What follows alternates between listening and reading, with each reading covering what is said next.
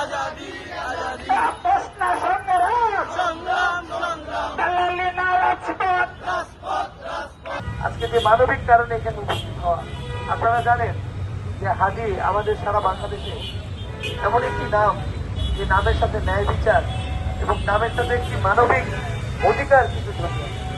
তো মানবিকতা কিন্তু আমরা আগে মানব কল্যাণ, একটু আগে সায়েন্স যে কথা বলতো যে 5ই আগস্টের যে জুলাইয়ের অভ্যুত্থানের কারণে কিন্তু আজকে আমাদের এই জাতীয় নির্বাচনে এই সকলের পথ চলা, যে নির্বাচনের জন্য এত আন্দোলন, এত বিসর্জন, যে মুক্ত আবু সাইদ থেকে শুরু করে এই ছাত্র জনতার প্রাণ বিসর্জনের মাধ্যমে আমরা যে দ্বিতীয় স্বাধীনতা পেলাম, এই স্বাধীনতা তো তখনই সার্থক হবে যখন সেই শহীদদেরকে আমরা যথাযথ সম্মাননা দিব। কিন্তু পাশাপাশি সেসব হত্যাকারীর যদি বিচার না হয় তাহলে কিন্তু কখনোই তাদের এই আত্মত্যাগ সার্থক হবে না।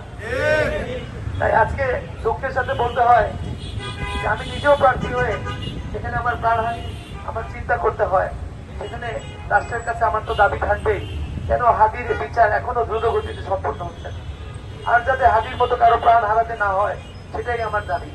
তাই আমরা মানুষ হিসাবে মানবিক কারণে আগে কিন্তু হাদির এই বিচারের জন্য পাশে থাকবো, আজীবনই থাকবো। মুগ্ধ আবু সাইদের মতো 5ই অগাস্ট এই এলাকায় আপনারা জানেন একটা রণক্ষেত্র ছিল, অনেকেই প্রাণ বিসর্জন দিয়েছেন এই এলাকায়, ঠিক না? আমাদের কল্যাণপুরের কবির, বিএনপির কর্মী, ছাত্র জনতা প্রত্যেকে এটা ছিল রণক্ষেত্র। তাই এখানে আমি বলেছি আমি ঢাকা 14 আসনে স্বতন্ত্র নির্বাচন করছি, যে আমি নির্বাচিত হলে আমার ইশতেহারে আছে সকল শহীদদেরকে রাষ্ট্রীয়ভাবে সম্মাননা, তাদের পরিবারকে পুনর্বাসন সহ সকল কিছু করা হবে, পদক দেওয়া হবে।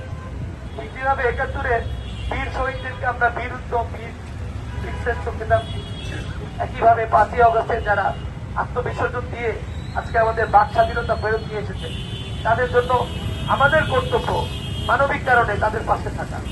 তাই আমি সবার কাছে অনুরোধ করব, আপনারা দমে যাবেন না, আমার সময় অল্প, আমি আজকে মিছিলে গণতন্ত্র করবো, হয়তো আপনাদের বিক্ষোভ মিছিলে থাকতাম।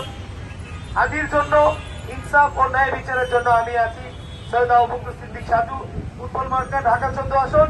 আপনারা সাহেব সহ এলাকাবাসীর পাশে থাকেন, একদিন এই অধিকার প্রতিষ্ঠা হবে, সেই দিন বেশি দূরে না।